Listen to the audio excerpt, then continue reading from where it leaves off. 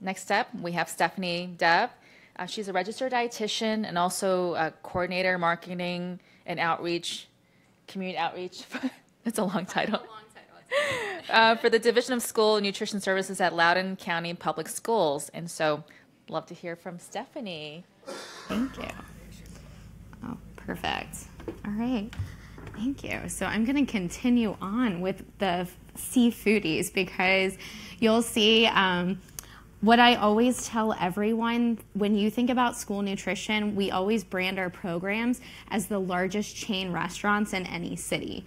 So I use Loudoun County. For those of you who aren't familiar with this area, we're about 35 miles outside of DC and Virginia. So we always say that we proudly serve 7 million meals at 92 locations.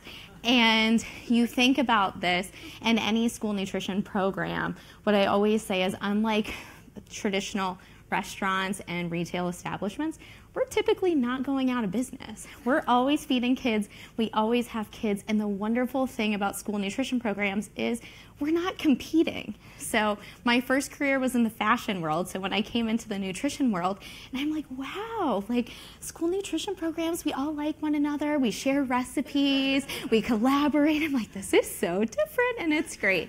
So I always say that because there's so many opportunities in school nutrition. And so some of you this morning were talking about some of the negative perceptions that seafood has. So I challenge you the same way when you think of school meals. Chances are some of you might think, oh, it's garbage, it's not nutritious, it's high in fat, high in calories, they don't care what they're serving, they don't even cook, there's no fresh ingredients. And so I just want to tell you, just like the seafood industry, school nutrition, that's totally wrong. So fact is, I only ate school lunch my first day of kindergarten, and because the lunch lady yelled at me and made me cry, I never bought school lunch again. But now I eat school lunch every day, and I'm kind of sad that I'm missing school lunch today because we were testing out a new recipe with the kids, and I wanted to get their input. But our teachers are tweeting at me all day, letting me know how good it is. And so I always say that in school nutrition programs, you can't market something that you yourself wouldn't consume or wouldn't serve at home. And that's something that we always say in school nutrition is, would I serve this to a guest in my house? And we always tell our staff, other operators, that if the product we're giving and putting out on the tray isn't something that we would be serving at home, then we're not going to serve it. And so I just like to find out, how many of you have been inside a school cafeteria, and when I say behind the wall, I mean actually went through the serving line in the past year? I only have a few. So that's my challenge for you, because every single person in here has a school nutrition program in their backyard, essentially. And I really encourage you, if you really want to understand the K-12 world, set time, make an appointment with the school nutrition director in your city, your town, because I can tell you, we love talking about our program because we always say, I speak across the country to operators all of the time, and just like the seafood industry, I always tell them that if you don't tell your story, someone else will, and it may not be the truth, it may not be the accurate representation of your program, of your industry, and that's so important. And to really get to know K-12, so we focus a lot on the millennial generation. I'm here to tell you, you should really start thinking about the Gen Z population and then also the Gen Alpha population, which is coming right behind them. So they're already, Gen Z are pretty much most of our school-age children are college-age students. And they are known as the foodie generation. So when you think about the trends in the restaurants, these kids also want to see that on their lunch trays at school. And that's the expectation that K-12 operators have to kind of adhere to and figure out, how can we make what they're serving at a restaurant and put it on the lunch tray and still meet all of our regulations and requirements. And so that's always the challenge. I think we've talked about diversity a lot, and this generation is so diverse, and the expectation of having that diversity displayed on their lunch tray is also there. And so we always think about things. I always give the example that when we have students coming into the schools, they may have never seen a fish nugget in their life. And they're like, what is this thing? It's like breaded and square, and I don't know what it is. But they've seen salmon, or they've seen a salmon fillet, or they've seen pollock, but they don't know what a fish nugget is. And so in school nutrition programs, we're also exposing kids to new foods and hopefully making them foodies for life in a different way. We also talk about the fact that 98% of the Gen Z population have a smartphone. So, and typically they are connected to at least 3 devices at any given time. So I can tell you in Loudoun, we are a Google district, meaning all of the kids 2nd grade and up have their own Chromebook. When we do nutrition educations in the classroom, I'm a Google Classroom instructor. I was like, oh, okay. So, and they're emailing, they take photos, the kids know how to use the tablets, and then you look at the Gen Alpha, which are basically those students who are in kindergarten, 1st grade, and younger. You see babies all of the time. I was flying back here from a conference, and there was this toddler who could barely talk and was like, iPad, iPad. And the mom gave him his iPad, super happy. And so you think about those things, and those are our consumers. And so they are the ones who are coming down the pipeline. Here are some stats about the Gen Z. So if you are not using YouTube as part of your marketing strategy and you are trying to tap in to the Gen Z, our kids, our teens, you're missing the ball. That is where they are looking. Most Gen Zs are spending at least 2 to 3 hours a day watching YouTube videos. And so if you have messaging about your products, that is their version of the Google search. They put a subject in YouTube, they're searching for it. And they want to see what they can find because they want to watch a video. And so you look at those things. The important thing to know about Gen Z, though, is that they are very private. So unlike the millennials, I'm a millennial, so I can put us down all day long. We are the ones who are always known as like putting everything out on social media and doing this. That is why Snapchat is so popular with the Gen Z audience, because your snaps, they go away. They disappear. That footprint isn't there like it is on the other social media platforms. And I always love this. It's just funny that, the same picture I always use has a fish on it. This is seafood today. So I always say the Goldfish versus Gen Z. Who wins in the attention span category? Sad news is the Goldfish wins. So the average Goldfish has about 9 seconds for an attention span. The average Gen Z consumer has around 6 to 7 seconds. Gen Alpha coming up, 4 seconds. So that means you have anywhere from 4 to 6 seconds, whether it's your packaging, your product, your marketing campaign, your video, your photo, to grab their attention. And so you really need to think about this when you're doing your marketing and telling your story. You need to make sure that you reel them in so that they want to click and follow through. And so all of these photos that are in my slides are actual photos. And so Joe Urban down in Greenville County Schools, and I believe, is he one of your K-12 ambassadors? So these are actual photos from Greenville County Schools in South Carolina. And to show you some of the food trends that we're doing in K-12, the big thing, Andrea touched on it too, customization. They want to be able to mix and match. In school nutrition, the whole idea of building your own bowl, building your own taco, those types of things are really popular.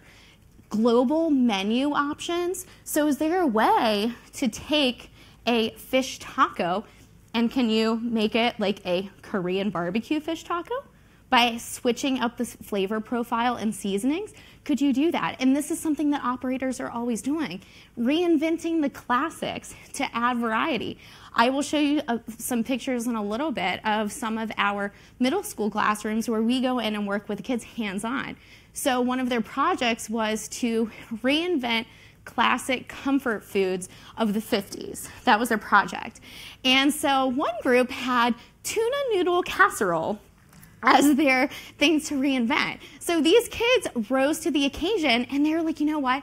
We love like buffalo flavor everything. So they made a buffalo tuna noodle casserole. And for us sitting here, I saw some faces and we're like, ooh. The kids, but you know what? There were 24 students in that classroom. Every student ate it. Every student tried it. Because they were hands-on, they were involved in the process, and it was something that was out of the norm, but for them, it went back to a flavor profile that they like. It may not be a flavor profile that as adults we gravitate towards, but our students do.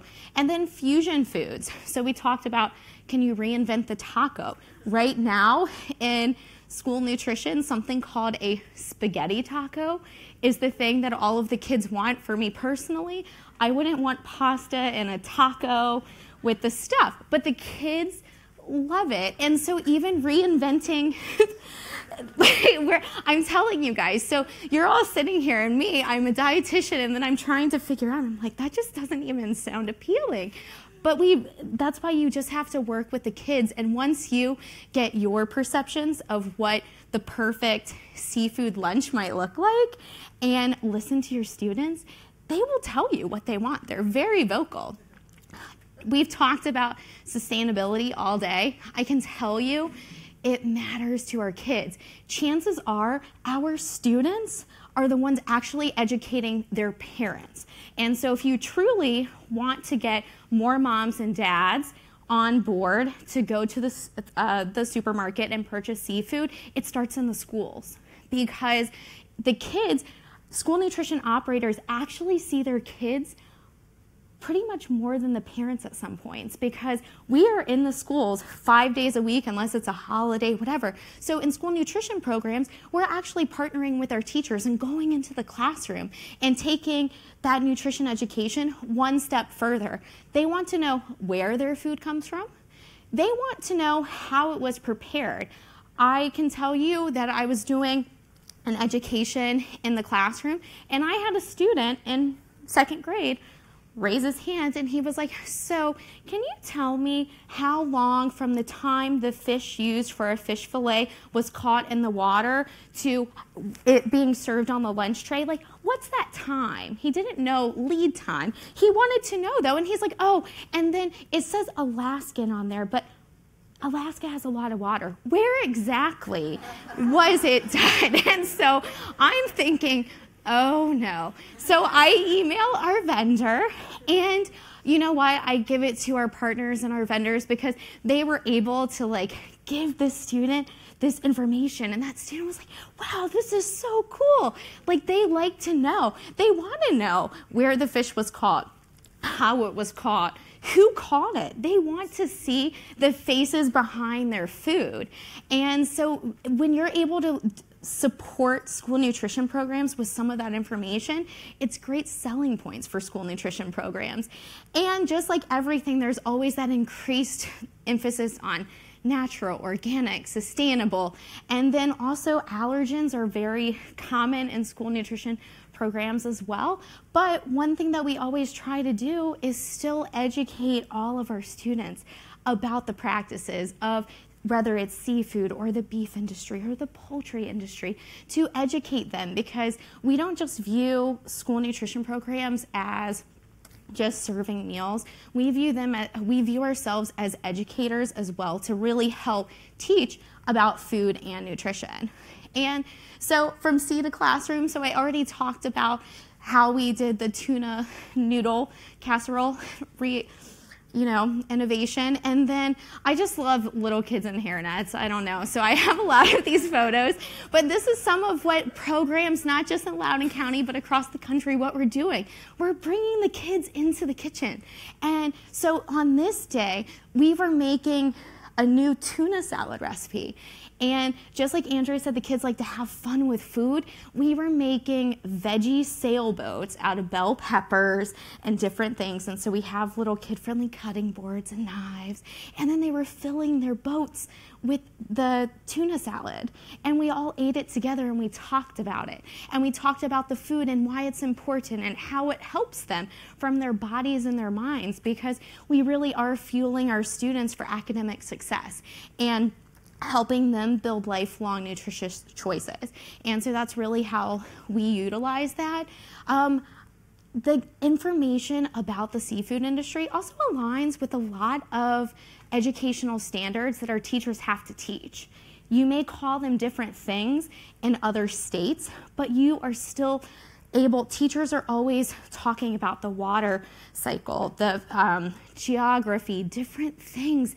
And so you can plug in. There is yet to be a competency in education that in school nutrition I have not been able to help a teacher, down to geometry. You talk about a teacher emailing and I was like, oh, how am I gonna do this?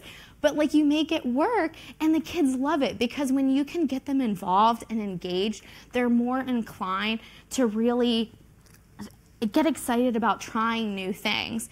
And that's why we use the classroom as a marketing platform for various food products. And more kids with hairnets, you know, I love it. So school nutrition programs, we're always sampling recipes. We always have small samples of new things. So if a child is coming through the line and, you know, they are going to stick with what's familiar to them, but we're going to give them a sample of the new fish fillet, see if they like it. And if not, sometimes it takes 3 to 7 times for a child to be exposed to a new food before they like it. And sometimes, like, I've tried beets a million times and I can still say that will be the one vegetable as a dietitian I probably will never eat, but that's okay. You try it and you do that. Get them involved, whether it's from the recipe development side of things, the menu planning. We sit down with our kids and we have them give us input on the menu. Or if we're talking about fish, we ask the kids what kinds of fish items would they like to see on the school lunch menu.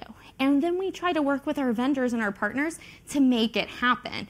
And understanding some of the barriers that go into school nutrition programs, first and foremost, is always cost. The average program has $1.35 to spend on the entire lunch tray.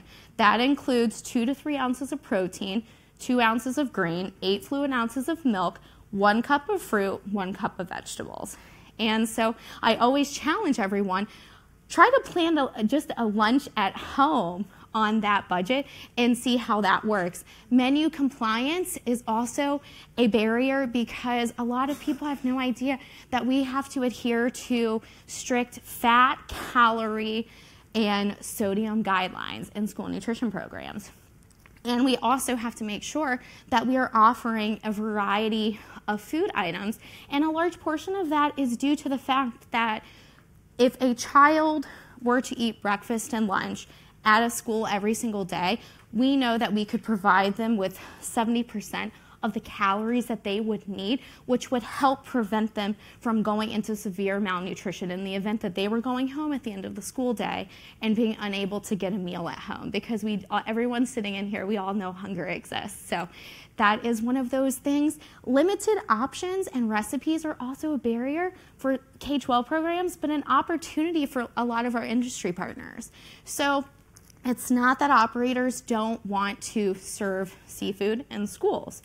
Just like we were talking about, if at home they're not cooking it, in the kitchen, if they're not familiar with seafood or how to use it, or if they don't have a recipe to really create something, because we know that just putting a traditional fish sandwich on the lunch tray now is not an option for our students. They want something more. So if we have recipes that we can actually use that are innovative, that's a great way to really partner with school nutrition programs.